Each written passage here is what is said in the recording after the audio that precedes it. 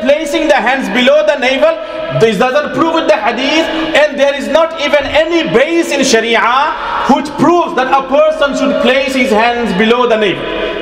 Now my brothers, this is a wrong claim, and I have proved it to you. Many of the Imams, like Imam Abu Hanifa, Imam Sufyan al-Thawri.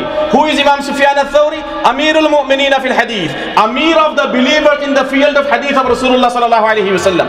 Imam Ishaq ibn Rahawai and Imam Malik rahimahullah in his opinion. Imam Shafi rahimahullah, one of his opinion. Imam Ahmad rahmatullahi alayhi, one of his opinions. All these Imams, they are saying that a person can also put his hands below the navel, and that is also proven from the Sunnah of Rasulullah sallallahu alayhi wa sallam.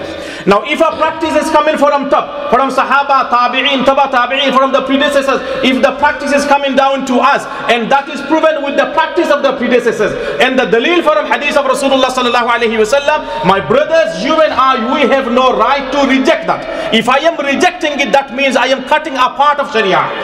I am cutting a part of Sharia, a practice, an amal, which is proven from the hadith of Rasulullah sallallahu alayhi wa sallam. If I am denying it, if I am rejecting it, that means I am cutting it, and I am taking it out of the fold of Sharia, out of the fold of the hadith of Rasulullah sallallahu alayhi wa sallam. So for that reason, we need to educate ourselves, and then we need to go back to the sources and to find out and to see what was the practice of Rasulullah sallallahu alayhi wa sallam, and what was the practice of the Sahaba, Tabi'un, and Atba'at Tabi'un, followers of the Tabi'un. When I have done the research, alhamdulillah, I have found 6 narrations.